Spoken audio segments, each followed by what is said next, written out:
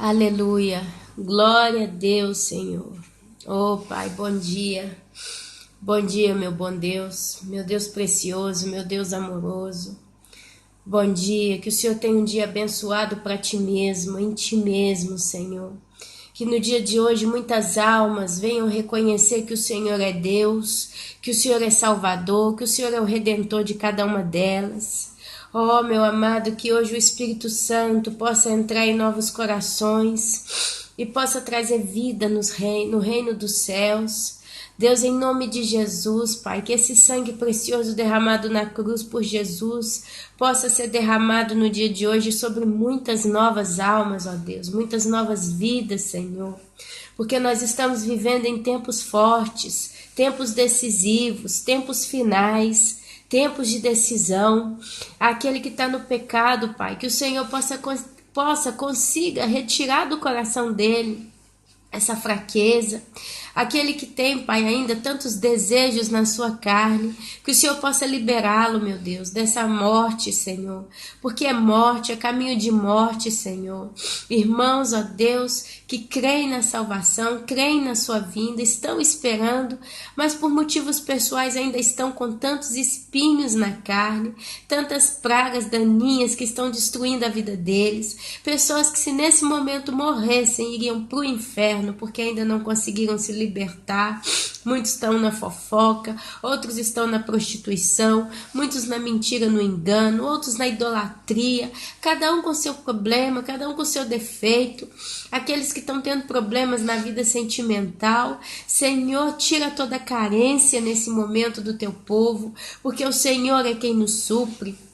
O Senhor é quem nos completa, o Senhor é quem nos enche, o Senhor é quem nos reavifica cada dia. Meu Deus, em nome de Jesus, Senhor, que nesses dias, ó Deus, os teus santos, ó Deus, o teu povo, Senhor, possa estar realmente focado única e exclusivamente em ti, Senhor, porque os dias maus se estão aproximando, os dias maus estão aproximando. Muitos ainda acham que a gente já está na grande tribulação porque tem muito problema por aí. Mas a realidade é que isso aqui, Pai, é só um petisco, Pai, é só um tira-gosto, Senhor, é só uma ideia daquilo que realmente está vindo, ao ponto que o Senhor disse que se naqueles dias os tempos não fossem abreviados, os dias não fossem abreviados, nenhuma carne escaparia. Por isso, Pai, tem misericórdia hoje do teu povo, ainda desses que não entenderam que precisam urgente, desesperadamente consertar suas vidas. Deus, eu fico tranquila, porque eu tenho certeza que o Senhor tem controle do tempo, tem o controle de todas as coisas. A Bíblia diz que aqueles que o Pai me deu, de modo algum os lançarei fora. A tua palavra diz que as tuas ovelhas ouvem a tua voz, e eu fico em paz quando eu penso nessas passagens, porque eu tenho certeza que assim como o Senhor me despertou há quase 6 anos atrás e fez tratando comigo todos esses anos, veio me levantando novamente, arrancando tudo que não presta na minha vida. O Senhor tem feito com cada um dos teus filhos, e aqueles que estão reservados para o dia do arrebatamento, para aquele dia, para aquela hora, que só o Senhor o sabe, esses, ó Deus, vão subir em paz naquele grande dia, e finalmente vão entrar no teu reino, e vão viver verdadeiramente em paz por toda a eternidade. Mas esses, ó Deus, que vão ficar na grande tribulação, o Senhor tem um plano, um propósito para cada alma vivente nessa terra. Por isso, Pai, tem misericórdia hoje, Pai. Tem misericórdia hoje de quem o Senhor pode ter misericórdia. Traga salvação, traga libertação, traga força, traga maturidade, traga entendimento, traga sabedoria, Pai. Traga discernimento, Pai. Traga virtuosidade no meio do teu povo, Senhor.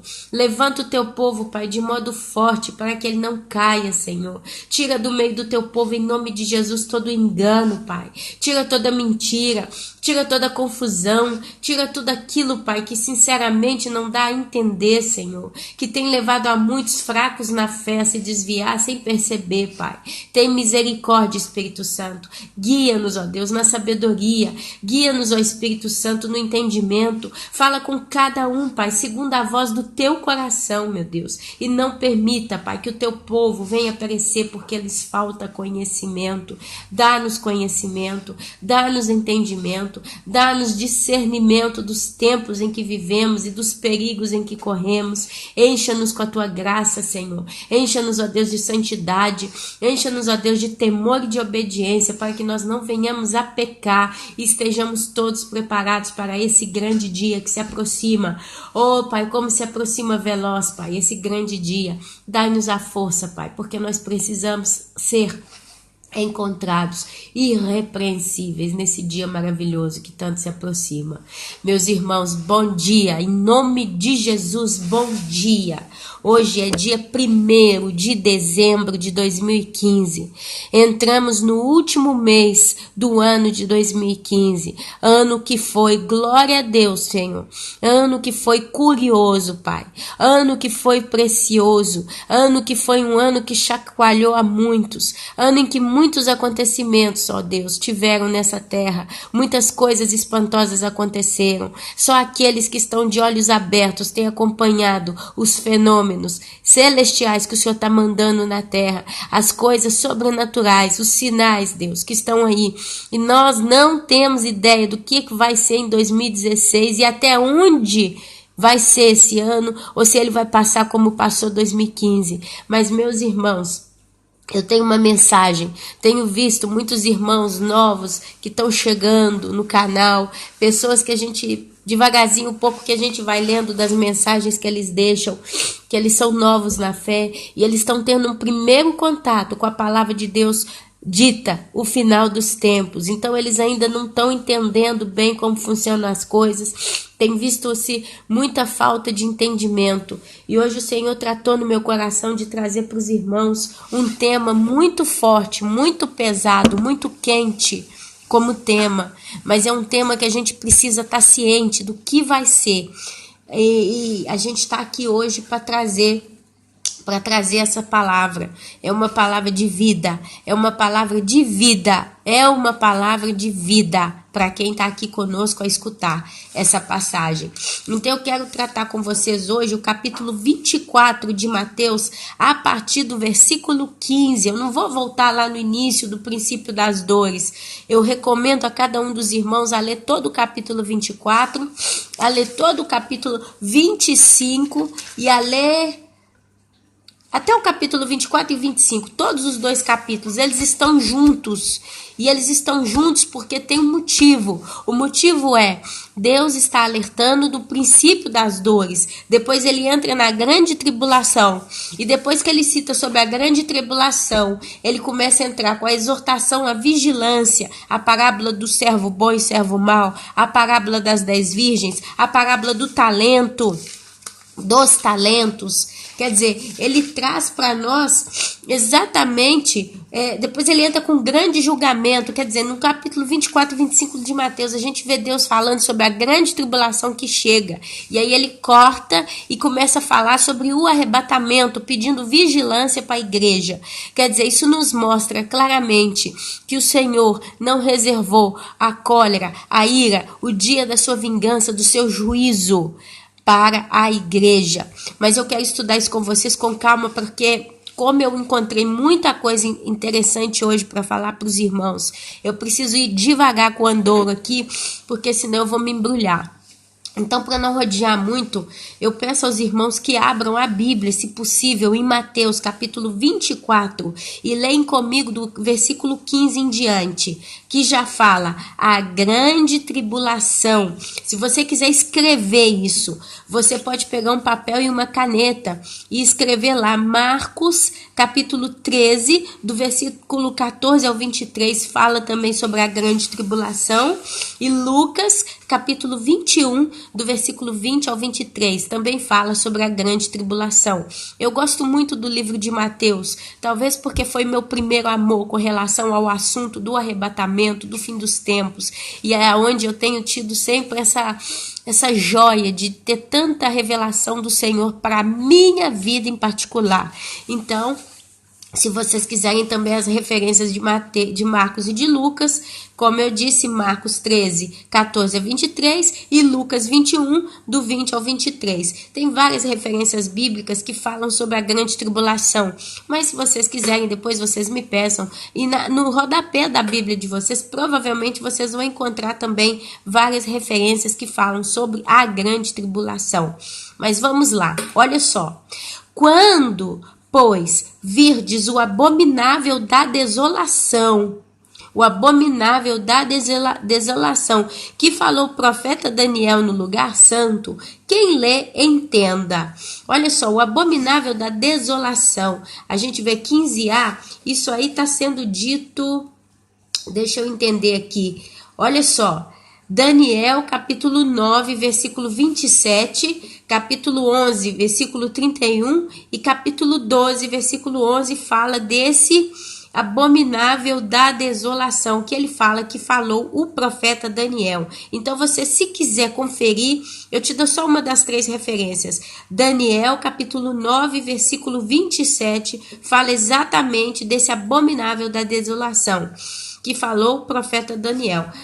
Quem lê, entenda. Eu gostaria até de tentar achar aqui com os irmãos para ler pelo menos uma dessas referências, porque hoje, meus irmãos, o assunto é muito forte, é muito delicado e a gente precisa realmente estar de olho nas coisas que Deus está falando. Eu achei aqui o versículo 11, o capítulo 11 de Daniel, vamos nele que é mais rápido. 11:31, ó. Dele sairão forças que profanarão o santuário, a fortaleza nossa, e tirarão o sacrifício diário, estabelecendo a abominação desoladora. Aos violadores da aliança, ele com lisonjas perverterá, mas o povo que conhece ao seu Deus se tornará forte e ativo.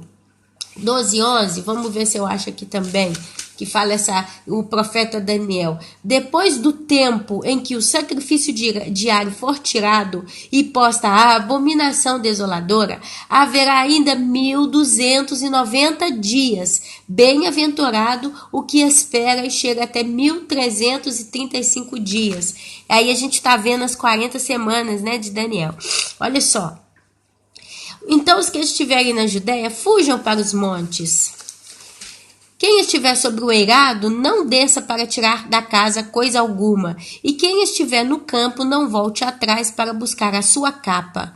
Ai das que estiverem grávidas e das que amamentarem naqueles dias. Orai para que a vossa fuga não se dê no inverno nem no sábado, porque nesse tempo haverá grande tribulação, como desde o princípio do mundo até agora não tem havido e nem haverá jamais. Nem o dilúvio, na época de Noé, trouxe grande tribulação para como esses dias aqui vão trazer.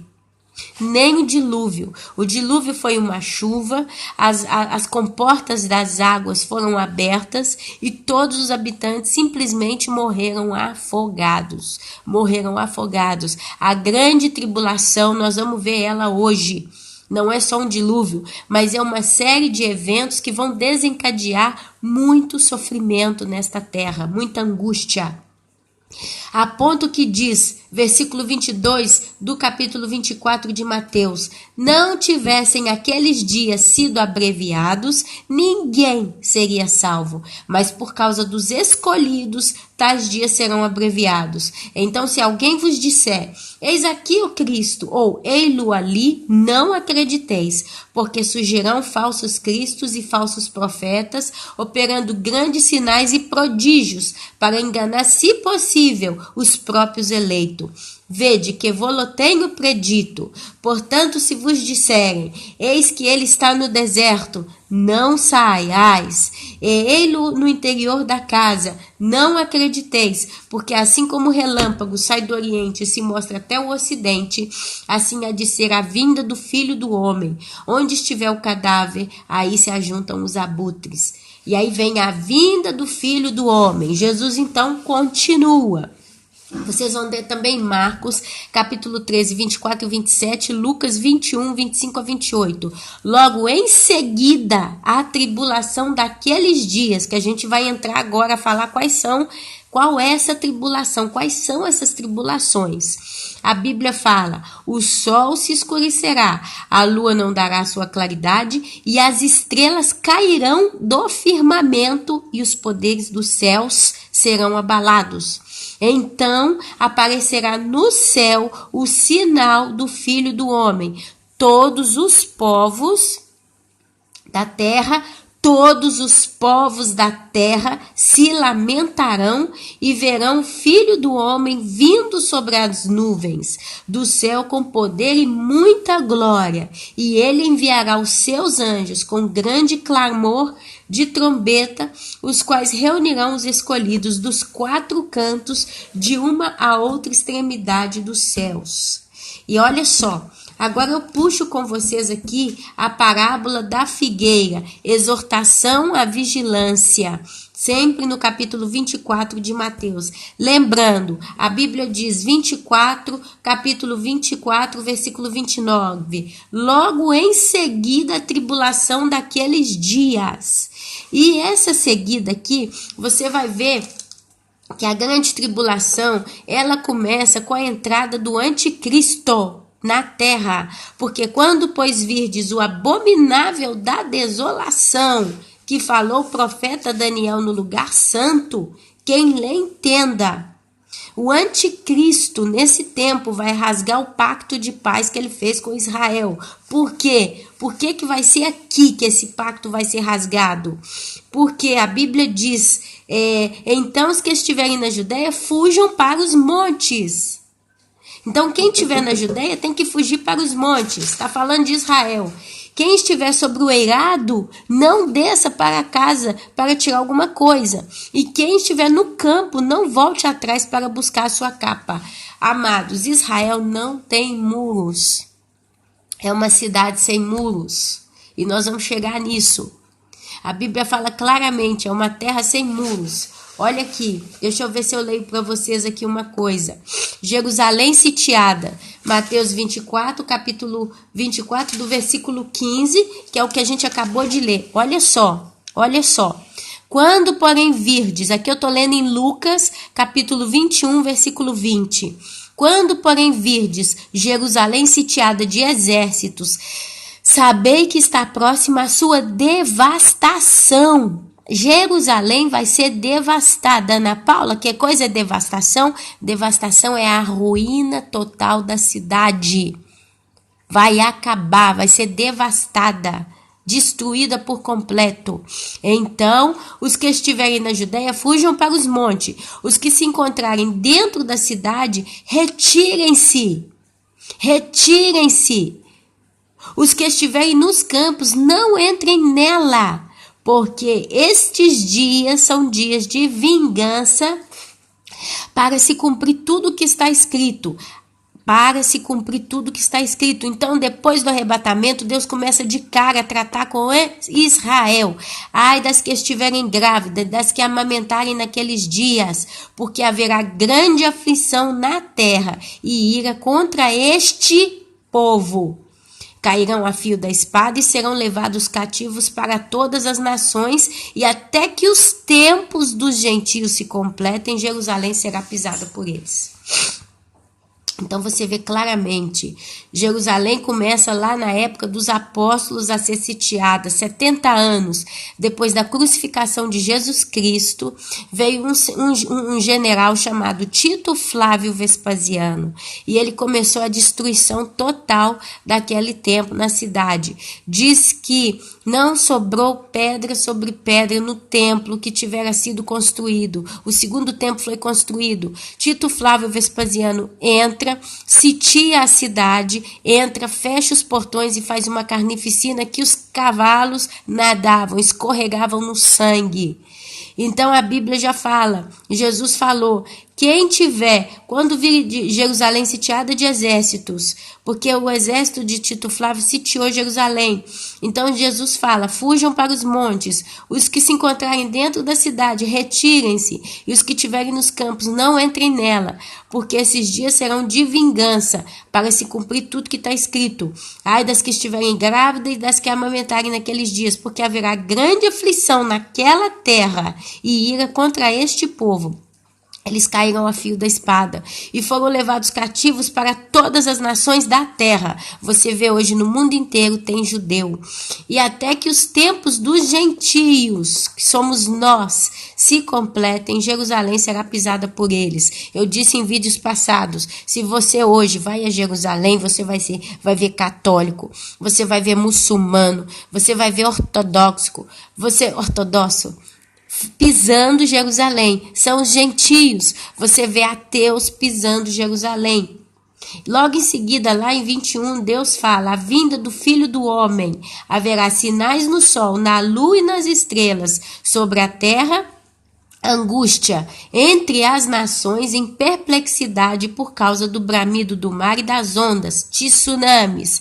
Haverá homens que desmaiarão de terror e pela expectativa das coisas que sobrevirão ao mundo, pois os poderes do céu serão abalados. Então se verá o Filho do Homem vindo numa nuvem com poder e grande glória. Ora, ao começarem essas coisas a suceder, exultai e erguei a vossa cabeça, porque a vossa redenção se aproxima. Meus irmãos, eu deixo uma pergunta. Nós hoje vemos os homens em perplexidade por causa do bramido do mar. Nós hoje estamos vendo angústia entre as nações. Hoje a gente já tem visto homens desmaiando de terror e pela expectativa das coisas que sobrevirão ao mundo. Essa é uma pergunta. Vocês acham que o povo de Mariana não desmaiou de terror? E hoje não estão completamente desesperados porque numa terra que tantos anos foi segura, se eu não me engano, o Brasil tem sido descoberto 500 anos. Então pode-se dizer que eu não sei quantos anos tinha a cidade de Mariana, e nem vou pesquisar aqui. Mas nós estamos falando aqui de mais de um século de Mariana, mais de um século. De repente, num belo dia, tarde, na parte da tarde, explode, estoura, quebra a represa e vem uma devassidão de lama e acaba, devasta toda a cidade de Mariana. Isso aqui não traz, segundo nós, terror e expectativa das coisas que sobrevirão ao mundo nos crentes que já estão vendo essas coisas. Então a Bíblia diz: quando começarem essas coisas a suceder, a começar a acontecer, exultai e erguei a vossa cabeça, porque a vossa redenção se aproxima. Volta em Mateus. Então nós estamos falando aqui, grande tribulação, a parábola da figueira e exortação à vigilância. Aprendei, pois, a parábola da figueira, quando já os seus ramos se renovam e as folhas brotam. Sabeis que está próximo o verão. Assim também, vós, quando virdes todas estas coisas, sabei que está próximo às portas. Em verdade vos digo que não passará essa geração sem que tudo isso aconteça. Passará o céu e a terra, porém as minhas palavras não passarão. Mas a respeito daquele dia e hora ninguém sabe, nem os anjos do céu, nem o Filho, senão o Pai. Pois assim como foi nos dias de Noé, também será a vinda do Filho do Homem. Porquanto, assim como nos dias anteriores ao dilúvio, comiam e bebiam, casavam e davam-se casamento, até ao dia em que Noé entrou na arca, e não perceberam, senão quando veio o dilúvio e os levou a todos. Assim também será na vinda do Filho do Homem. Aí ele continua, olha só como é que Deus aqui fala. Então ele continua, então 2 estarão no campo, um será tomado, outro deixado. 2 estarão trabalhando no moinho, uma será tomada e deixada a outra. Portanto, vigiai, porque não sabeis em que dia vem o Senhor. Mas considerai isto: se o pai de família soubesse a que hora viria o ladrão, vigiaria e não deixaria que fosse arrombada a sua casa. Por isso, ficai também vós apercebidos, porque a hora em que não cuidais, o Filho do Homem virá. Aleluia, glória a Deus. Por que que aqui é comparado aos tempos de Noé? Por que que aqui é comparado aos tempos de Noé? Tem um motivo, tem um motivo. Olha só, as palavras de Jesus em Mateus, capítulo 24, do 37 ao 44, ao afirmar que, assim como foi nos dias de Noé, assim também há de ser na sua vinda, tem o seguinte discernimento. E explica porque o arrebatamento será antes da grande tribulação. 1. Noé e sua família prefigurava simbolicamente a igreja de Cristo hoje. Noé foi um pregador da justiça, da salvação e do juízo de Deus no período antediluviano. Você vai encontrar essa prova no livro de 1 Pedro, do versículo 2, capítulo 2, versículo 5. 1 Pedro 2, 5. Noé foi um pregador da justiça. E hoje está sendo pregado que Deus está vindo fazer justiça na terra. Do mesmo jeito que na época de Noé, ele pregava, que pedia ao povo se arrependa, porque o juiz de Deus está vindo. Deus vai mandar chuva do céu. E ele construía a arca, que foi um exemplo figurativo, prático daquilo que estava acontecendo. E o povo não acreditou. Mas Noé pregou a justiça, pregou a salvação. E pregou o juiz de Deus no período antediluviano. 1 Pedro 2,5. Hoje nós estamos vivendo a mesma coisa. Hoje está sendo pregada o quê? A justiça, o juízo e a ira de Deus. Hoje está sendo pregado o que? A salvação. Está sendo pregado o que? Se a pessoa arrepender de seus pecados, aceitar Jesus como seu Senhor e Salvador, entregar completamente a sua vida no altar de Deus e passar a seguir os seus mandamentos, que é a palavra de Deus, essa pessoa não vai passar pela grande tribulação, porque ela vai entrar na arca. Essa arca hoje é o céu, através do arrebatamento. Terceira coisa, para afirmar, discernir o porquê que os tempos antes do arrebatamento era como nos dias de Noé. A igreja de Cristo hoje é a responsável pela pregação da palavra de Deus, para a salvação do pecador e pregação de aviso do juízo de Deus para esta humanidade decadente, corrompida e violenta, como foi nos dias de Noé. A arca prefigura simbolicamente a figura de Jesus, porque ele é a nossa salvação, ele é a nossa arca. Ele vai vir encontrar com os seus santos nos ares. Noé e a sua família prefigurava profeticamente e simbolicamente a igreja de Cristo hoje. Deus manda Noé e família entrarem na arca e diz que após 7 dias iria iniciar o dilúvio. Está lá em Gênesis capítulo 7, do versículo 1 ao 4. Misteriosamente, Noé e família ficaram 7 dias esperando dentro da arca. Os 7 dias prefigurava enigmaticamente e profeticamente os 7 anos da igreja no tribunal de Cristo no céu. 2 Coríntios 5:10 e 1 Coríntios 3:10 a 17, única explicação teológica para que Noé e família ficassem 7 dias dentro da arca, esperando enigmaticamente o dilúvio. A igreja vai ficar 7 anos no céu, porque a Bíblia fala 7 anos de tribulação, grande tribulação. O dilúvio não foi mundial e sim regional. O dilúvio não foi mundial esse ano. Se Deus abriu o Mar Vermelho e o Rio Jordão, criando uma barragem invisível para conter as águas, também fez para conter as águas durante o dilúvio, inundando apenas não. Ver artigo Adão não, aqui não, porque eu peguei um artigo aqui, eu tô lendo, mas eu ainda creio que o artigo, Jesus ele fez o dilúvio cair no mundo inteiro, ok? Olha, a arca, Jesus, com Noé e família, a igreja, sai da terra e sobe, flutua como em sentido ao céu, sem ser atingida, prejudicada pelo dilúvio.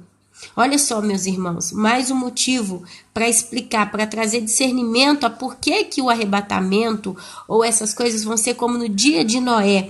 Porque a arca, que hoje é Jesus, com Noé e família, a igreja, voltam a pisar na terra ao terminar o dilúvio, a grande tribulação. Gênesis 8:18. E a arca, Jesus, com Noé e família, a igreja, sai da terra e sobe, flutua, como em sentido ao céu, sem ser atingida, prejudicada pelo dilúvio. E aqui eu paro, porque eu estou lendo esse artigo, mas amém. Então, olha, como nos dias de Noé, eu acho que ficou bem claro aqui.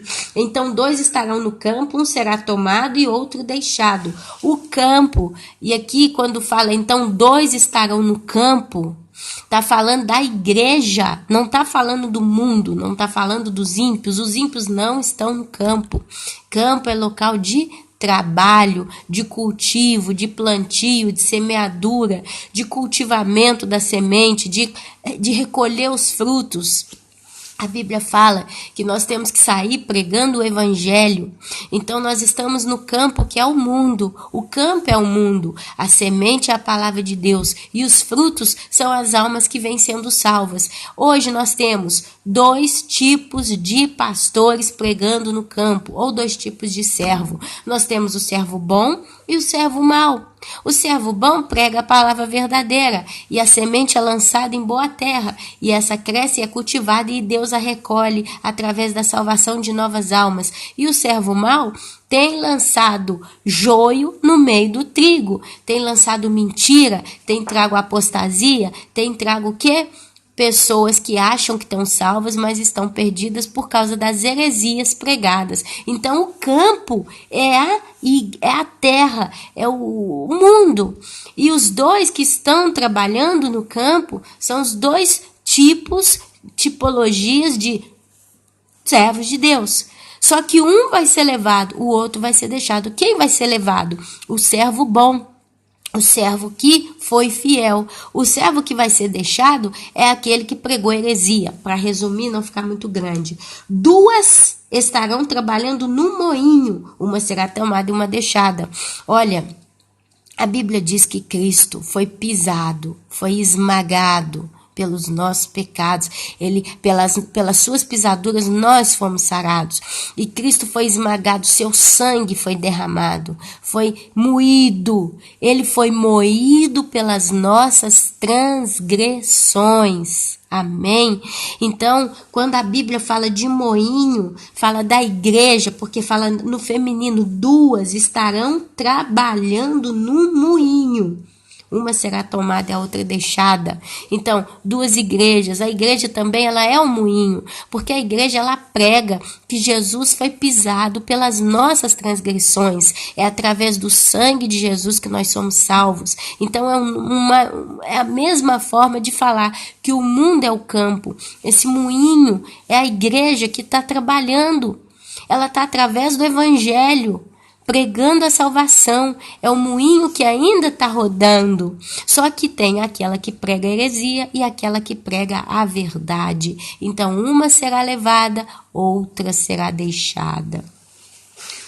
Portanto, vigiai, porque não sabeis em que dia vem o Senhor. Mas considerai isto: se o pai de família soubesse a que hora viria o ladrão, vigiaria e não deixaria que fosse arrombada a sua casa. Por isso ficai também vós apercebidos, porque a hora em que não cuidais, o Filho do Homem virá. Logo em seguida entra a parábola do bom servo e do servo mau. Também está lá em Lucas capítulo 42, 12, 42, 46. Depois vem a parábola das 10 virgens, capítulo 25. Depois a parábola dos talentos.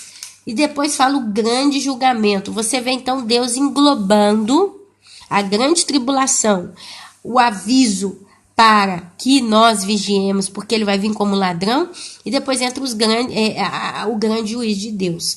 Então agora eu volto lá na vinda do Filho do Homem, e eu quero ir com vocês em Apocalipse, porque logo em seguida a tribulação daqueles dias, o sol escurecerá, a lua não dará sua claridade, e as estrelas cairão do firmamento, e os poderes do céu serão abalados.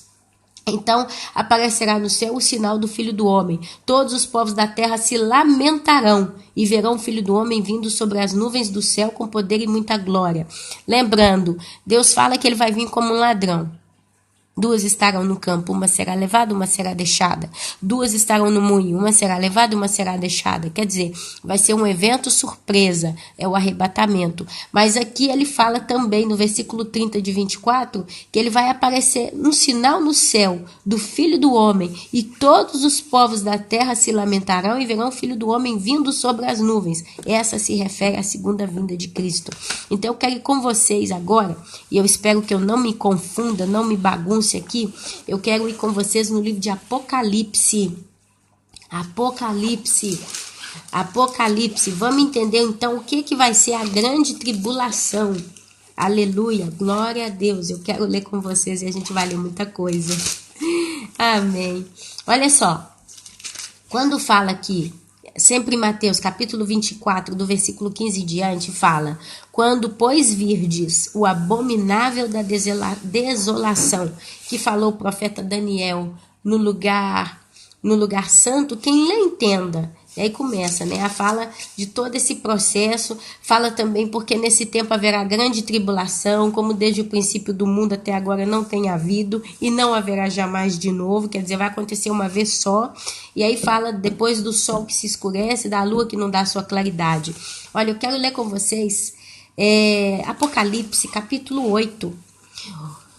Apocalipse, capítulo 8. Amém? Deixando uma observação, Ezequiel, capítulo 14, versículo 21, Deus livra o justo de sua ira. Atenção ao arrebatamento. Ezequiel, capítulo 14, versículo 21. Vamos ver se eu acho aqui, porque a gente hoje vai estar mexendo com Bíblia mesmo. 14, 21. Eu já abri o livro de Ezequiel, estou até lendo ele esses dias de novo. 14, 21. A minha Bíblia, a folha é muito fininha, então eu consigo ter um pouco de problema para chegar onde eu quero. Mas achei, 14, 21. Olha aqui. Porque assim diz o Senhor Deus: quanto mais se eu enviar os meus 4 maus juízos, a espada, a fome, as bestas feras e a peste contra Jerusalém, para eliminar dela os homens e animais? Mas eis que alguns restarão nela, que levarão fora tanto os filhos como filhas. Eis que eles virão a vós outros, e vereis o seu caminho e os seus feitos, e ficareis consolados do mal que eu fiz sobre Jerusalém. Sim, de tudo que eu fiz vir sobre ela. Eles vos consolarão quando virdes o seu caminho e os seus feitos, e saberei que não foi sem motivo tudo quanto fiz nela, diz o Senhor Deus. Olha só. A trombeta. Eu quero ler com vocês aqui as trombetas, porque aqui a gente entra na grande tribulação, tá? Olha só. Quando o cordeiro abriu o 7º selo, houve silêncio no céu cerca de meia hora.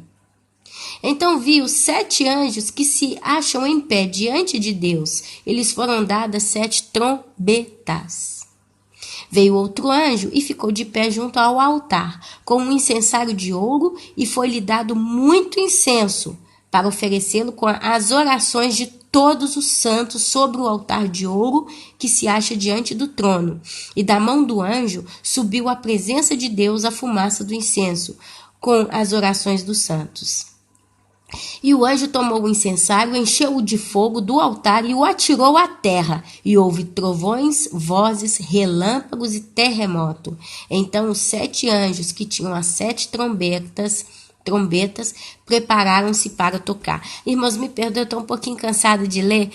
Eu estou um pouco resfriada, eu vou ficando sem fôlego. Então eu peço perdão aos irmãos aí, um pouco de paciência com a Ana Paula hoje. A primeira trombeta. O primeiro anjo tocou a trombeta e houve saraiva e fogo de mistura com sangue, e foram tirados à terra. Foi então queimada a 1/3 parte da terra e das árvores, e também toda a erva verde. A primeira trombeta houve saraiva e fogo, certa vez de mistura com sangue. Certa vez ouvi dizer que saraiva com fogo e chega com mistura de sangue está relacionada à guerra. está relacionada à guerra ou guerras, ok?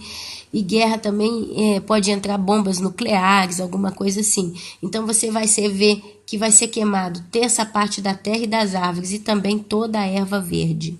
A segunda trombeta. O segundo anjo tocou a trombeta. E uma como que grande montanha ardendo em chamas foi atirada no mar, cuja terça parte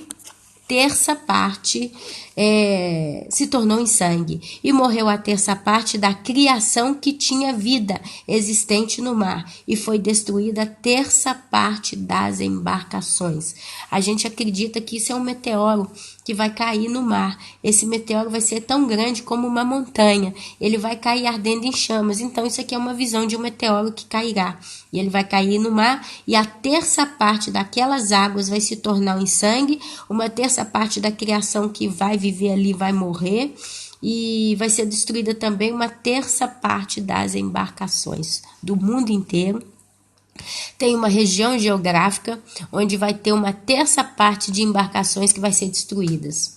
A quarta trombeta. O quarto anjo tocou a trombeta e foi ferida a terça parte do sol, da lua e das estrelas, para que a terça parte delas escurecesse e na sua terça parte não brilhasse tanto o dia como também a noite. Primeiramente você vai ver um meteoro caindo na terra, depois você vai ver aqui que vai ser ferida a terça parte do sol, da lua e das estrelas, para que se escurecessem. Então vi e ouvi uma águia que voando pelo meio do céu dizia em grande voz: ai!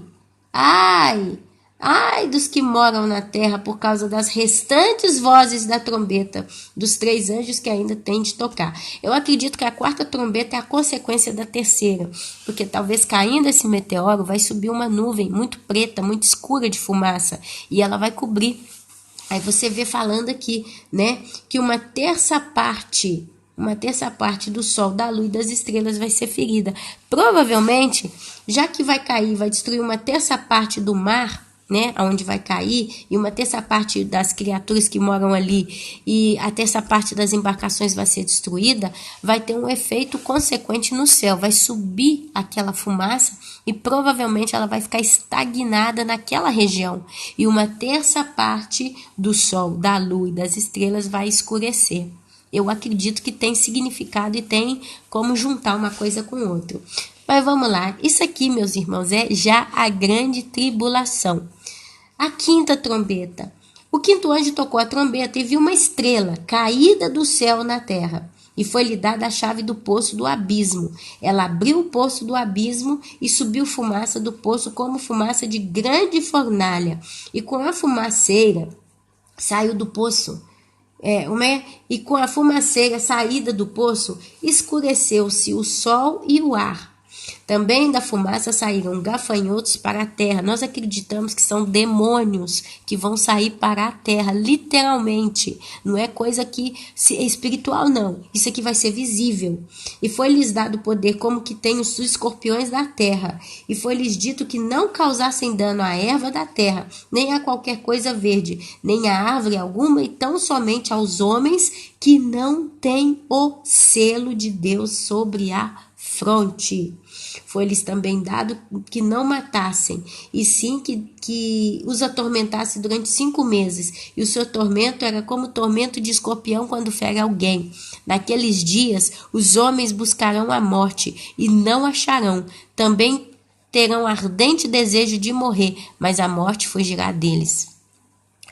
O aspecto dos gafanhotos era semelhante a cavalos preparados para a peleja. Na sua cabeça havia como que coroas parecendo de ouro, e o seu rosto era como o rosto de homem. Tinha também cabelos como cabelos de mulher, os seus dentes como dentes de leão. Tinham couraças como couraças de ferro. O barulho de suas asas eram como que o barulho de carros, de muitos cavalos, quando correm a peleja. Tinha ainda cauda de escorpiões, e ferrão na cauda. Tinham poder para causar dano aos homens por 5 meses, e tinham sobre eles como seu rei o anjo do abismo, cujo nome em hebraico é Abaddon, e em grego Apolion.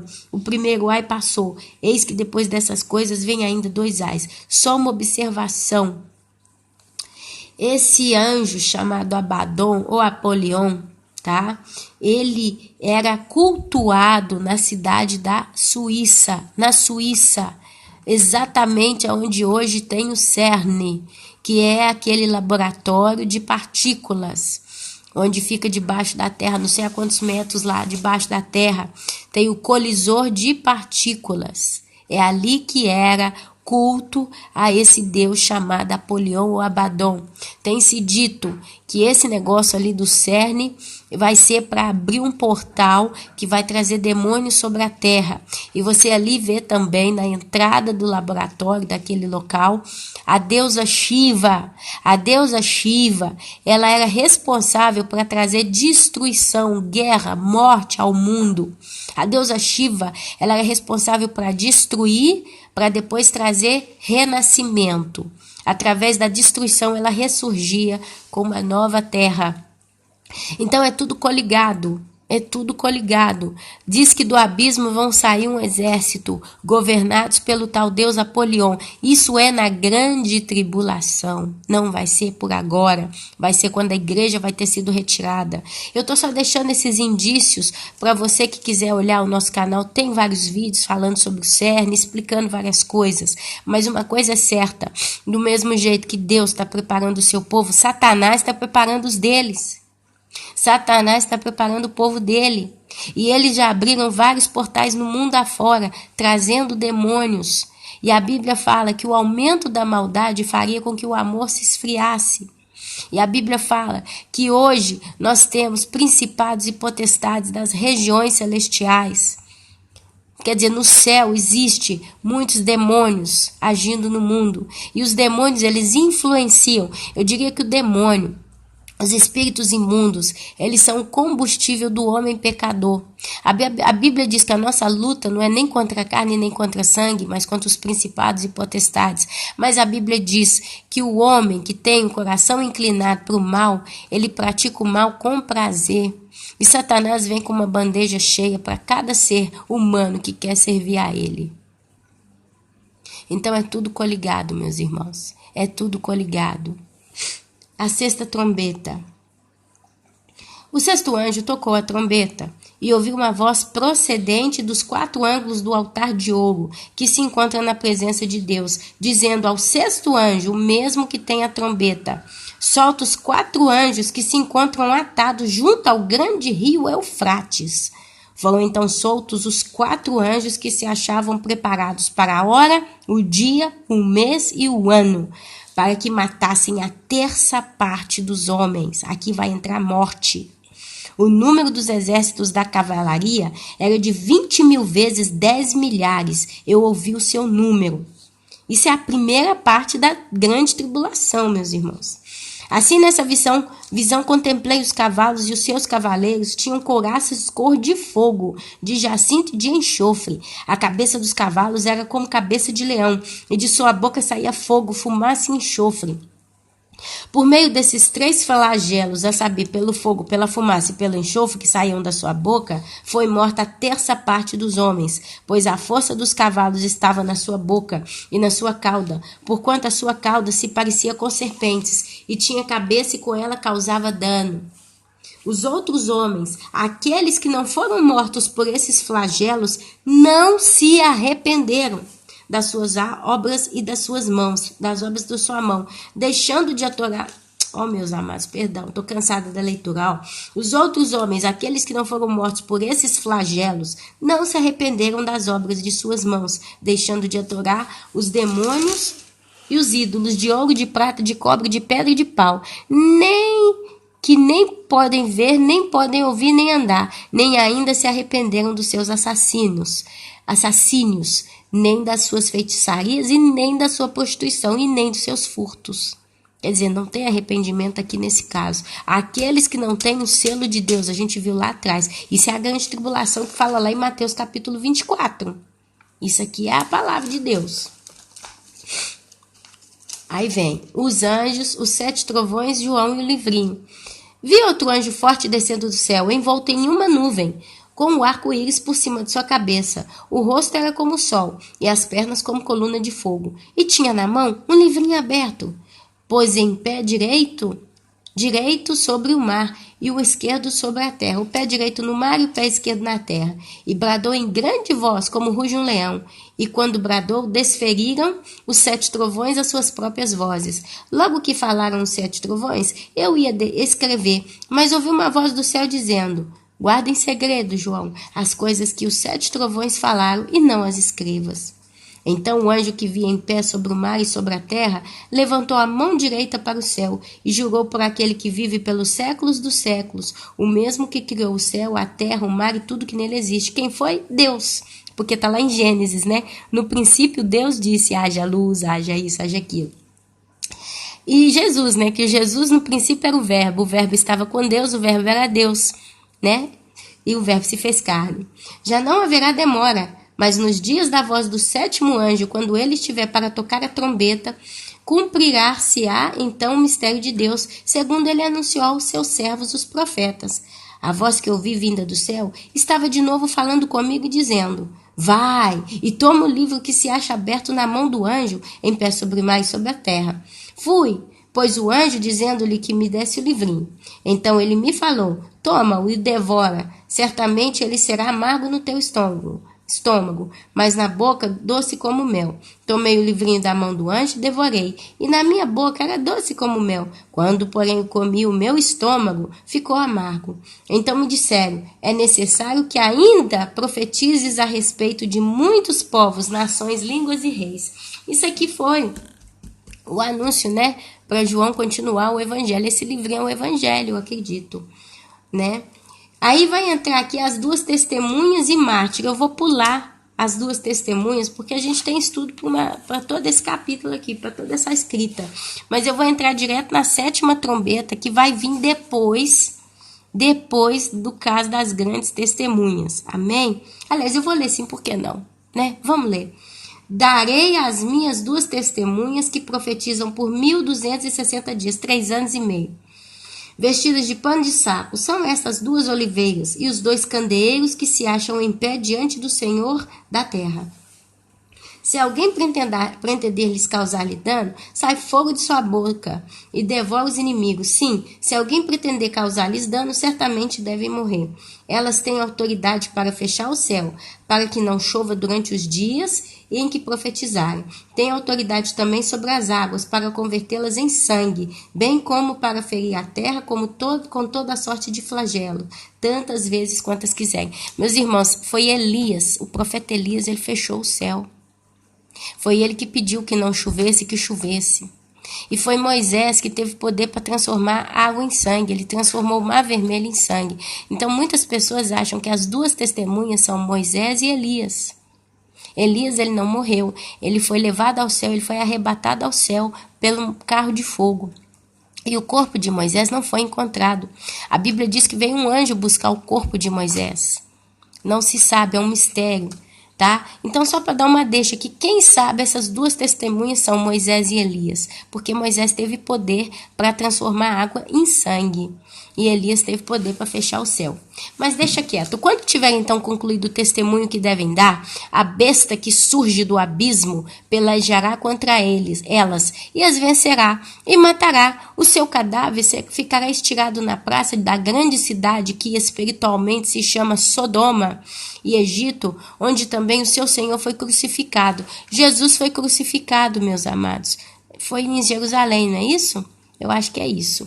Então, muitos dentre os povos, tribos, línguas e nações,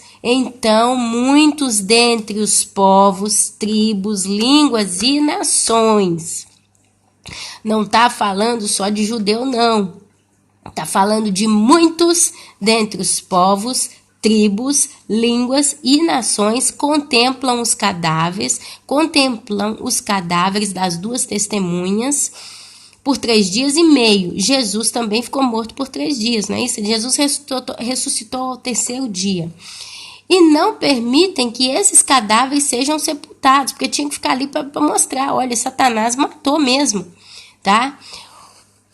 Os que habitam sobre a terra se alegram por causa deles, realizarão festas e enviarão presentes uns aos outros. Quer dizer, depois de todos os flagelos das trombetas que tocaram, ainda vai ter festa na terra. E eles vão fazer festa, vão se alegrar, eles vão enviar presente uns aos outros, porquanto esses 2 profetas atormentaram os que moram sobre a terra. Quer dizer, comichão no ouvido, através do evangelho da salvação. Mas depois dos 3 dias e meio, um espírito de vida vindo da parte de Deus neles penetrou, e eles se ergueram sobre os pés, e aqueles que os viram sobreveio grande medo, e as 2 testemunhas ouviram grande voz vinda do céu, dizendo-lhes: subi para aqui. E subiram ao céu numa nuvem, e os seus inimigos os contemplaram. Naquela hora houve grande terremoto, e ruiu a 10ª parte da cidade, e morreram nesse terremoto 7.000 pessoas, ao passo que as outras ficaram sobremodo aterrorizadas e deram glórias ao Deus do céu. Aqui vai ter salvação. E aqui não está falando só de judeu, não. Está falando do povo que viu tudo isso. E são povos de línguas, tribos e nações. Passou o 2º ai. Eis que veio sem demora e vem o 3º ai. E aí entra a 7ª trombeta. O 7º anjo tocou a trombeta e houve no céu grandes vozes dizendo: o reino do mundo se tornou de nosso Senhor e do seu Cristo, e ele reinará pelos séculos dos séculos. E os 24 anciãos que se encontram sentados no seu trono diante de Deus prostraram-se sobre o seu rosto e adoraram a Deus, dizendo: graças te damos, Senhor Deus Todo-Poderoso, que és e que eras, porque assumistes o teu grande poder, porque assumistes o teu grande poder e passaste a reinar. Na verdade, as nações se enfureceram. Chegou, porém, a tua ira e o tempo determinado para serem julgados os mortos, para se dar o galardão aos teus servos, os profetas, aos santos e aos que temem o teu nome, tanto os pequenos como os grandes, e para destruires os que destroem a terra. Aqui nós vamos entrar literalmente nas taças da ira de Deus, ou então nos flagelos. Olha só. Abriu-se então o santuário de Deus, que se acha no céu, e foi vista a arca da aliança no seu santuário, e sobrevieram relâmpagos, vozes, trovões, terremoto e grande saraiva. Olha só, olha só, olha só. Diz que nesse tempo, tá? É o tempo determinado para serem julgados os mortos. Então aqui, mortos serão julgados. Está chegando o tempo, chegou, porém, a tua ira, e o tempo determinado para serem julgados os mortos, para se dar galardão aos teus servos, os profetas, aos santos, aos que temem o teu nome, tanto aos pequenos como os grandes, e para destruir os que destroem a terra. Então está falando que aqui chegou o tempo de uma série de eventos que Deus vai começar a realizar. Porque aqui agora vai entrar a segunda parte da grande tribulação. Isso a gente vê lá em Apocalipse, capítulo 15, versículo 5, que eu vou ler com vocês. Apocalipse 15, 5, olha só. Apocalipse 15, 5. Depois dessas coisas, olhei e abriu-se no céu o santuário do tabernáculo dos testemunhos. E os 7 anjos que tinham os 7 flagelos saíram do santuário, vestidos de linho puro e resplandecente e cingidos no peito com cintas de ouro. Então um dos 4 seres viventes deu aos 7 anjos 7 taças de ouro, cheias da cólera de Deus, que vive pelos séculos dos séculos. O santuário se encheu de fumaça, e procedente da glória de Deus e do seu poder. E ninguém podia penetrar no santuário enquanto não se cumprisse os 7 flagelos dos 7 anjos. Então, meus amados, a última trombeta, a 7ª trombeta, de acordo com Apocalipse capítulo 11, versículo 19, ela dá entrada aos 7 flagelos. Enquanto as trombetas estiverem tocando, na grande tribulação, é a metade dela, você vai ver que as 2 testemunhas, elas vão estar pregando o evangelho por 3 anos e meio. E a Bíblia fala que povos, línguas e nações vão ouvi-las ali. até que elas vão ser mortas. E quando elas forem mortas, o povo vai fazer festa, porque elas estão mortas. Eles vão comemorar e vão trocar até presente. Aí depois de 3 dias e meio elas vão ser ressuscitadas e elas vão subir ao céu, e o povo vai ficar bobo vendo aquilo. Seus inimigos vão ficar olhando as 2 testemunhas subindo, eles vão ficar abismados. E aí diz que vai acontecer um terremoto.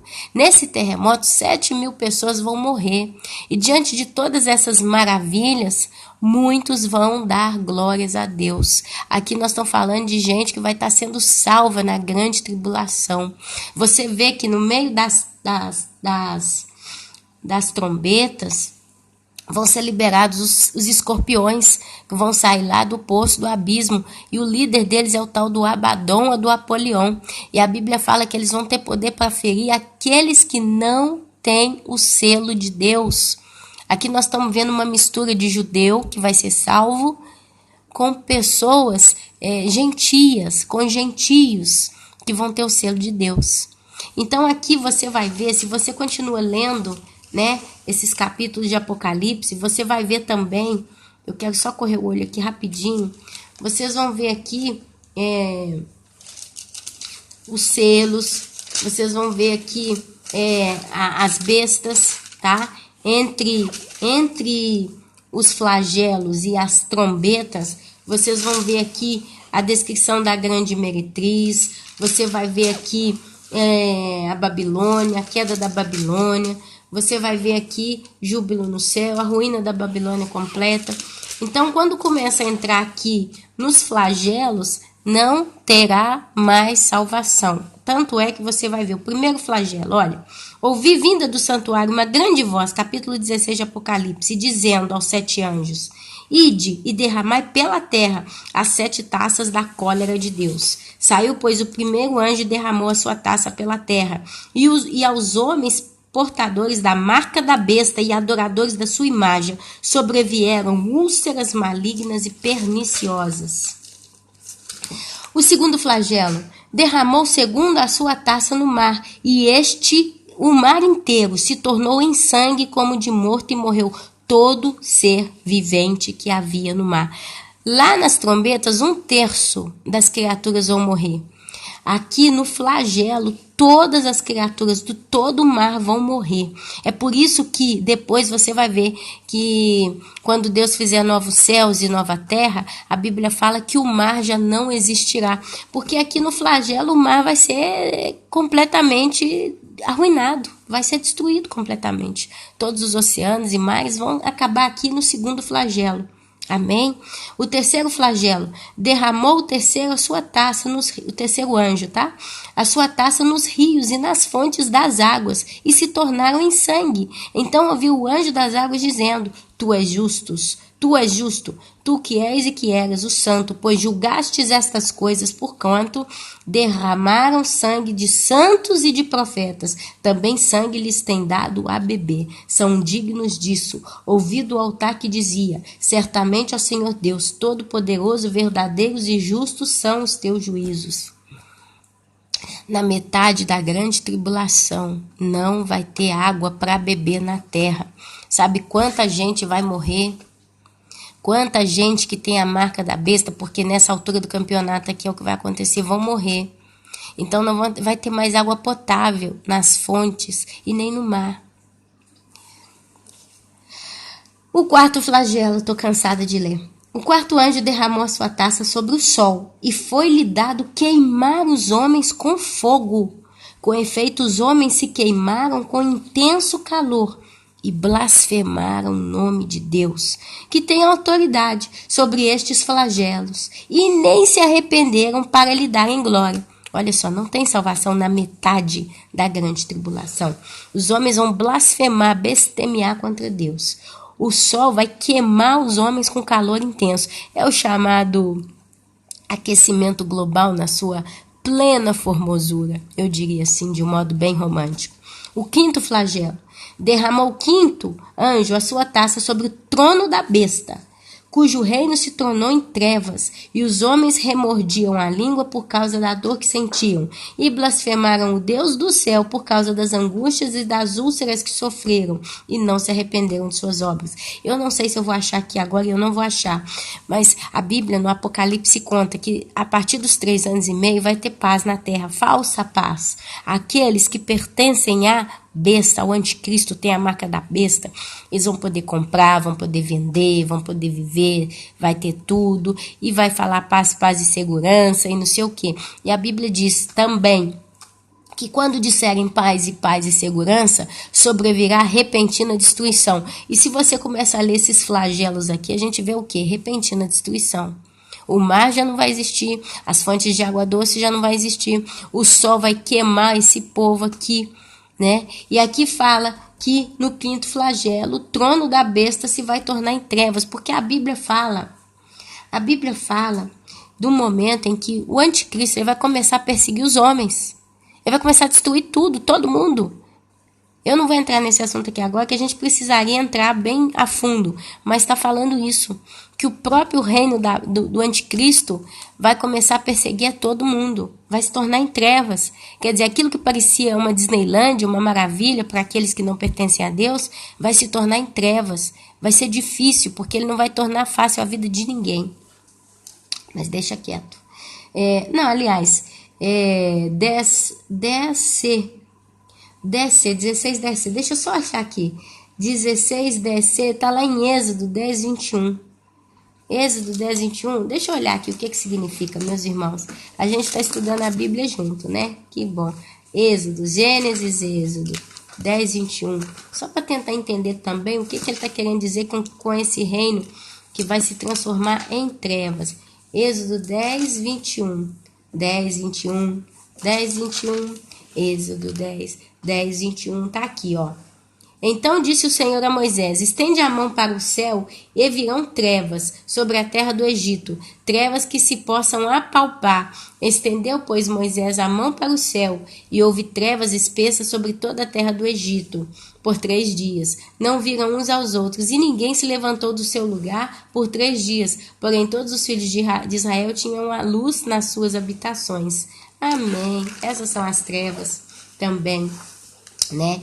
O 5º flagelo, a gente já leu. 6º flagelo, derramou o 6º a sua taça sobre o grande rio Eufrates, olha só, cujas águas secaram, para que se preparasse o caminho dos reis que vem do lado do nascimento do sol. Então vi sair da boca do dragão, da boca da besta e da boca do falso profeta 3 espíritos imundos, semelhante a rãs, porque eles são espíritos de demônios, operadores de sinais, e se dirigem aos reis do mundo inteiro, com o fim de ajuntá-los para a peleja do grande dia do Deus Todo-Poderoso.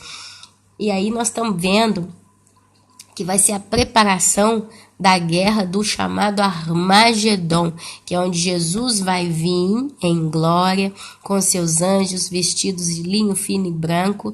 Jesus vai estar com as vestes salpicadas em sangue e ele vai destruir o anticristo, e Satanás vai ser preso por 1000 anos. E todos aqueles que tinham a marca da besta, todos aqueles inimigos de Deus serão destruídos naquele grande dia. Então o 6º flagelo vai ser o mundo sendo preparado para a batalha do Armagedon. Amém? E ali, olha só, Jesus deixou em Apocalipse capítulo 16, versículo 15, só um lembrete. E a gente lembra do início do estudo de hoje. Eis que venho como ladrão. Bem-aventurado aquele que vigia e guarda suas vestes, para que não ande nu e não seja vista a sua vergonha. Mateus 24, que eu já perdi o livro de Mateus aqui, misturando com tudo, que eu vou marcando com o dedo, sabe? Mateus 24, eu quero ler. Olha aqui. 24, 12 ou 42, porque hoje eu perdi tudo aqui. 24, vamos ver 42, ó. Mateus 24, 42 fala o mesmo de Apocalipse, capítulo 16, 15, ó. Portanto, vigiai, Porque não sabeis em que dia vem o Senhor, mas considerai isso. Se o pai de família soubesse a hora que vem o ladrão, vigiaria e não deixaria que fosse arrombada a sua casa. A sua casa. Glória a Deus. Por isso ficai também vós apercebidos, porque a hora em que não cuidais, o Filho do Homem virá.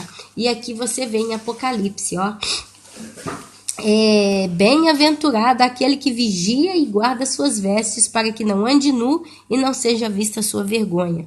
Esse andar nu na grande tribulação também tem sentido, porque aquele que ficou para trás e ele não aceitou a marca da besta, ele não pode nem comprar nem vender.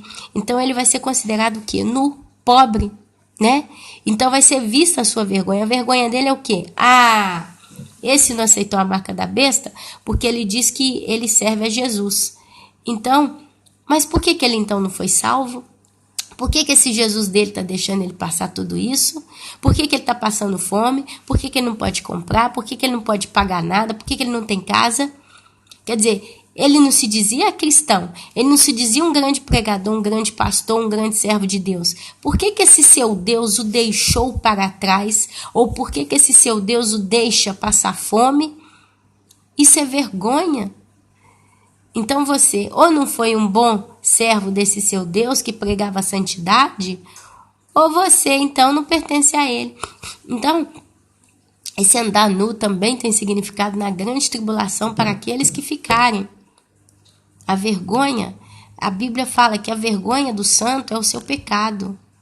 Então, se você tem pecado, você está com a sua vergonha exposta diante de Deus. Preste atenção, é tempo de você cobrir a sua vergonha. Não se deixe ver. Todos nós fomos pecadores. Todos nós praticamos atos vergonhosos diante de Deus. Seja com prostituição, seja com fornicação, seja com mentira, roubando, idolatrando. Tudo isso é uma vergonha diante de Deus. Amém? O 7º flagelo. Então derramou o 7º anjo a sua taça pelo ar. E saiu grande voz do santuário do lado do trono, dizendo: feito está. E sobrevieram relâmpagos, vozes e trovões, e correu um grande terremoto, como nunca houve, igual desde que há igual gente sobre a terra. Tal foi o terremoto, forte e grande, que a grande cidade se dividiu em 3 partes, e caíram as cidades das nações. E lembrou-se Deus da grande Babilônia, para dar-lhe o cálice do vinho do furor da sua ira. Todas as ilhas fugiram, os montes não se foram achados. Também desabou do céu sobre os homens grande saraiva ou fogo, com pedras que pesavam cerca de 1 talento, e por causa do flagelo da chuva de pedras, os homens blasfemaram de Deus, porquanto seu flagelo era sobremodo grande. Pode ser asteroides, meus irmãos, pode ser tantos asteroides caindo. Mas agora eu deixo umas referências. Isaías 24, 19 a 20, Zacarias 14, 4, 5, Apocalipse 6, 12, 8, 5, 11, 13, 19. Ok? Isso vai ser um terremoto global. Global. Amém? Aí vai vir o capítulo 17, que descreve a grande meretriz. Depois o capítulo 18 vai falar sobre a queda da Babilônia, que a gente já falou em alguns livros, alguns estudos aí, tá? Sobre quem é a Babilônia. Tem a Babilônia espiritual e a Babilônia política. Dando um respaldo rapidinho. A Babilônia espiritual é o sistema religioso. Basicamente, muitos teólogos, muitos cristãos acreditam que a Babilônia ela é o sistema romano, católico romano, porque fala na Bíblia que ela está vestida de vermelho, de púrpura, que ela está assentada sobre 7 montes ou 7 colinas, e fala uma série de características que ela tem, ela está adornada com muito ouro e pedras preciosas.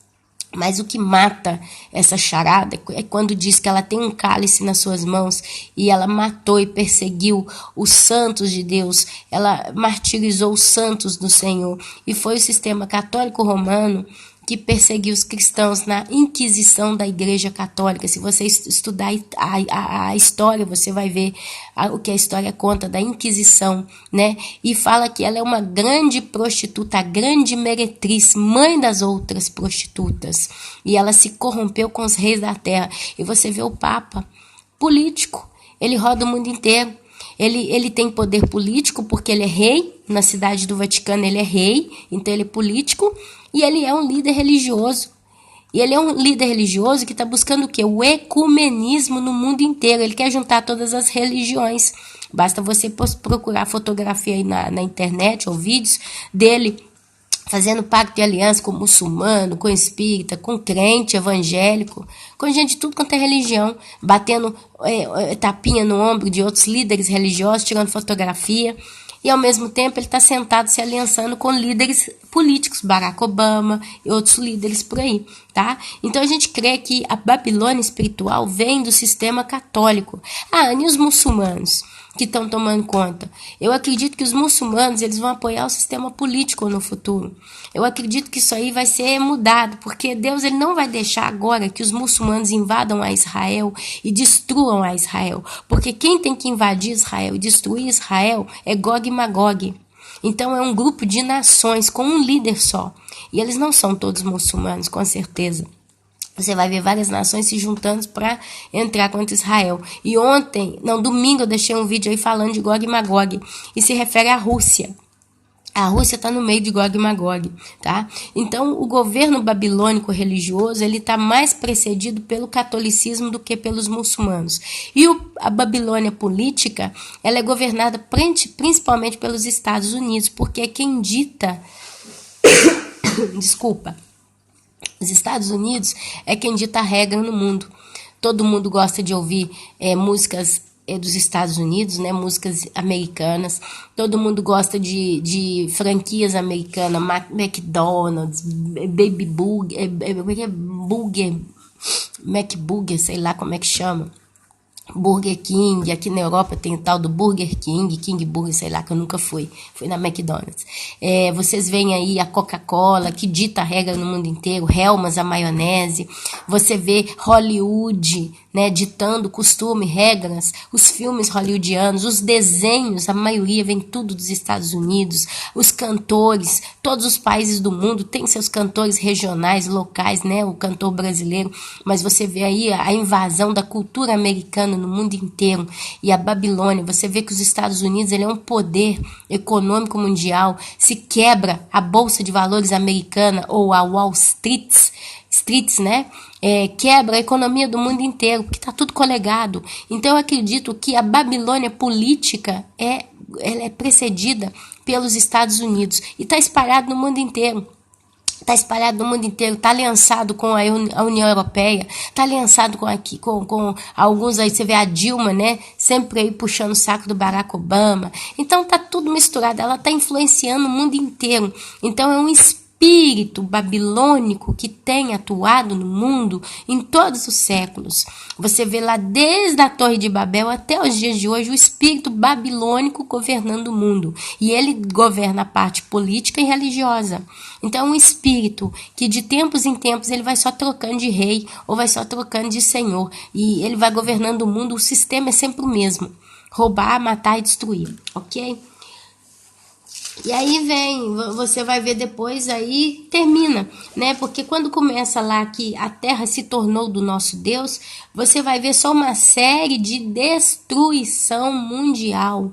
O mar vai ser completamente arruinado, as fontes de água doce, o sol vai queimar os moradores da terra, muitos vão morrer e não sei o que, não tem salvação. Claramente você vê aqui que nos flagelos, né, ou nas taças da ira de Deus, você não vê salvação em momento nenhum e não se fala mais dos santos, daqueles que vão ser mortos, perseguidos pelo anticristo. Pelo contrário, se fala que o próprio reino do anticristo vai se transformar em trevas, tá? Então, meus irmãos, isso aqui é tudo que está sendo falado lá em Mateus capítulo 24, a partir do versículo 15 do 24.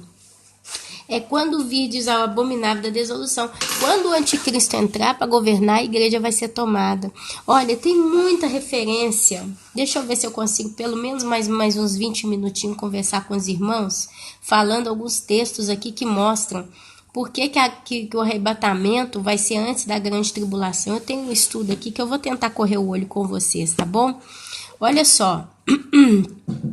Porque Jesus deixou claro, estamos na iminência do cumprimento de um assunto bíblico profético, enigmático e transcendental, profético, porque Jesus deixou claro em Mateus capítulo 24, versículo 27, porque assim como o relâmpago sai do oriente e se mostra até o ocidente, assim será também a vinda do Filho do Homem. Jesus dá alguns exemplos claros de como e quando será o arrebatamento, conforme Mateus 24, do versículo 37 ao 44. 24, 37. E como foi nos dias de Noé, assim também será a vinda do Filho do Homem. É a primeira vinda. 24, 38. Porquanto, assim como nos dias anteriores ao dilúvio, comiam, bebiam, casavam-se e davam-se casamento até o dia em que Noé entrou na arca. Tem salvação aqui no meio. Atenção, comer, beber e casar não é pecado, porém eles só pensavam nisso e não deram crédito à pregação de Noé durante cerca de 100 anos. 2 Pedro 2,5 fala que é o tempo mais ou menos que Noé pregou. 100 anos. Tem quem diz que é 120. Davam-se em casamento. Os estudiosos da Bíblia entendem tratar-se de tradição de família, em que os pais intermediavam o casamento dos filhos. Entretanto, como nos dias de hoje, são de liberdade de fornicação, alcançando até os adolescentes. Não tenho medo de errar que nos dias de Noé também eram contextualizados com as palavras de Jesus, fornicação.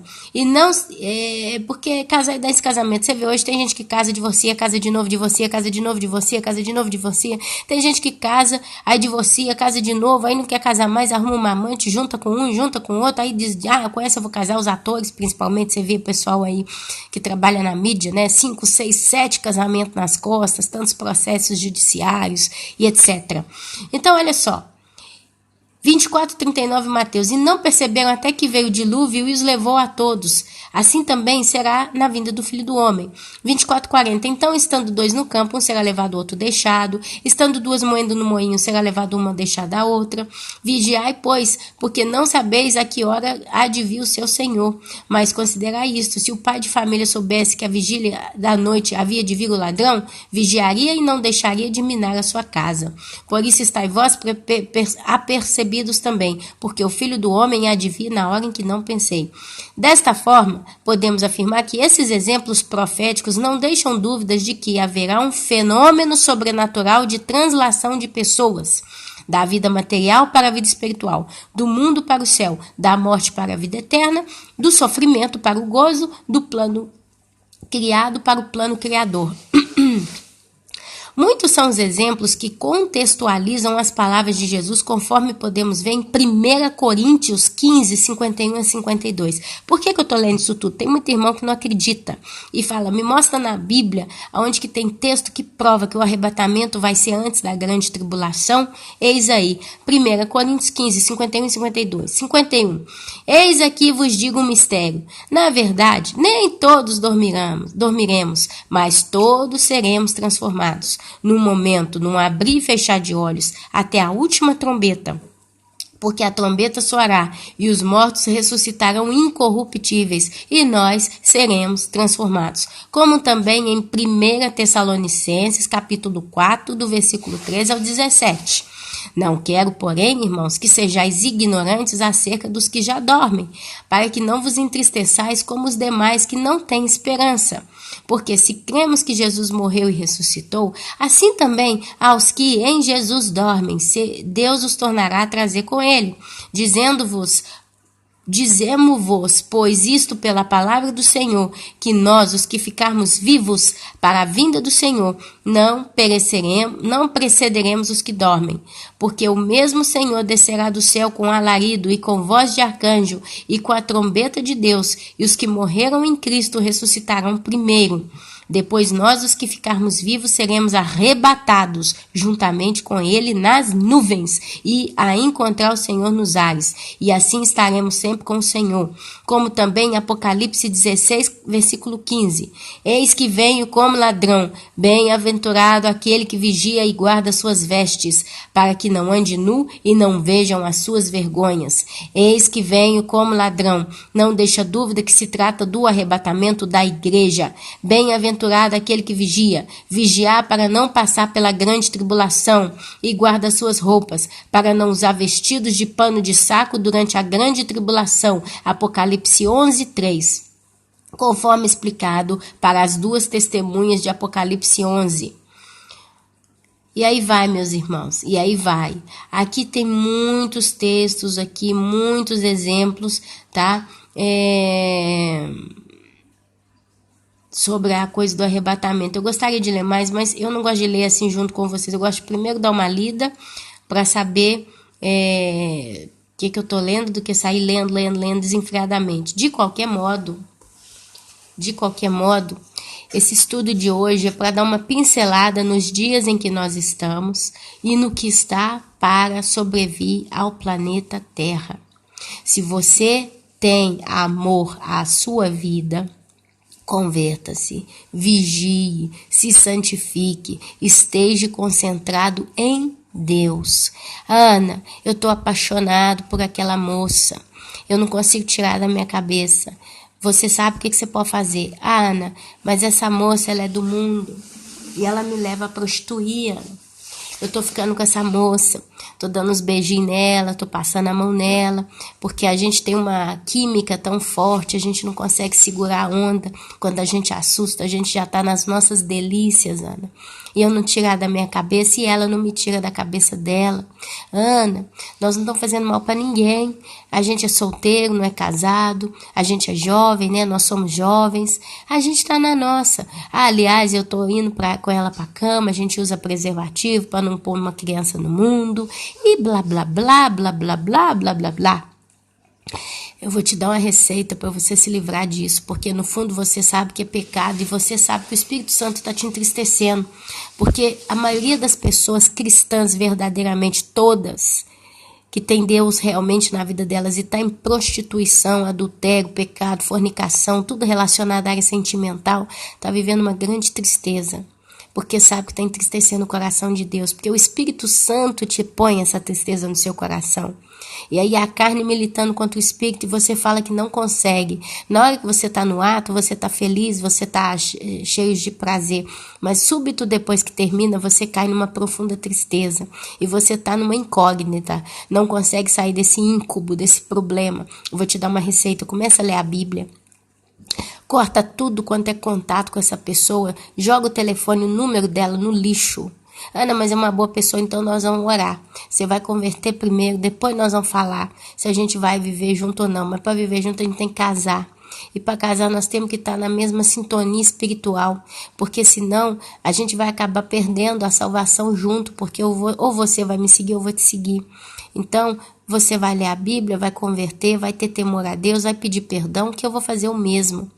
E por mais que você está subindo nas paredes, eu vou te falar uma coisa, toma um banho de água gelada, sabe? Toma um banhozinho de água gelada, bota uma maçã na boca antes de começar a conversar com a pessoa, começa a comer uma maçã, põe a sua boca cheia, que aí você não tem tempo para falar, bota um belo áudio de pregação da palavra genuína de Deus para ouvir, que aí você vai prestando atenção e começa a prestar atenção e vai esquecer os seus desejos da carne.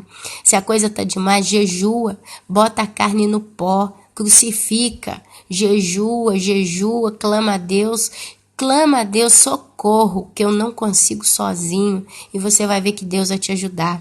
Isso serve para todos os pecados. Meu irmão, é gostoso estar fazendo pecado, seja ele qual for, é legal, é interessante, é curioso, traz prazer e adrenalina? Sim, mas eu posso te garantir que se nesse mesmo tempo o arrebatamento acontecer, você como cristão vai estar ciente de tudo isso, ficou para trás, na mesma hora, esse pecado vai se tornar amargo na sua vida.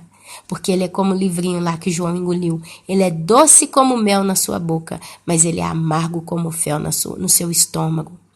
O estômago representa pela psicologia o centro das emoções. É pelo estômago, é ali que a gente sente o friozinho na barriga, o medo, as emoções. Quando a gente quer se proteger, a gente tende a cruzar os braços, protegendo a parte do estômago, porque ali é um centro de emoções nesse sentido, nesse âmbito. Então, meu querido, eu te falo, amargo no estômago é o pecado. Então comece a se santificar, porque o arrebatamento está aí. Hoje é dia 1º de dezembro de 2015. Eu estou muito feliz de estar nessa data, como eu me encontro, como eu estou. Mas eu me preocupo por aqueles que ainda não estão nessa tranquilidade em que eu estou. Clame a Deus pelo seu arrependimento. Clame a Deus pelo seu perdão. Peça perdão a Deus. Abra mão dos prazeres da carne. Por mais que eles te comprometem, abra mão antes que seja tarde demais. Eu posso te garantir de olhos fechados, na grande tribulação, por mais legal e gostoso que vai ser o pecado que você está vivendo, na grande tribulação, ele vai perder instantaneamente o valor para você. Porque vai entrar no lugar dele o desespero de ter ficado para trás. E não tem para onde correr. Não tem onde buscar ajuda, não tem como escapar. Vai ser só pela misericórdia de Deus. Porém, se você é crente de verdade, se você realmente faz parte das 10 virgens, se tiver o arrebatamento, provavelmente você não vai ser salvo, porque você está voltando ao seu vômito. Ana, é radicalismo, Deus vai dar segunda chance. Eu não quero pagar para ver essa segunda chance. Eu acho que chance é uma só, enquanto a gente está vivo. Mas se você é testemunha, sabe do que está acontecendo e de quem é esse Deus que você serve e mesmo assim está brincando com fogo, eu acho que dificilmente você vai conseguir escapar. Ninguém que se desviou na Bíblia escapou. Todos que se rebelaram contra Deus em pecado pereceram. Todos, todos. Então prestem atenção. Hoje é tempo. Hoje é tempo. Agora é tempo. Porque nós estamos debaixo da chamada graça. É o tempo da graça. Então, enquanto é graça, ainda que você está em pecado, está rebelando, você pode arrepender. Mas acontecendo o arrebatamento, eu não sei se Deus vai ter paciência de esperar o arrependimento seu de novo.